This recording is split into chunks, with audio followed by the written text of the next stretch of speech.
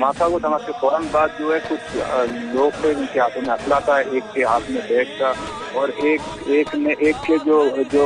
सीने में उन्होंने जैकेट बांधा हुआ था और उसने कहा कि जो शिया हैं, जो सुन्नी है वो निकल जाए और जो शिया को हम लोग जाने नहीं देंगे। तो हम लोग बाकी जब निकले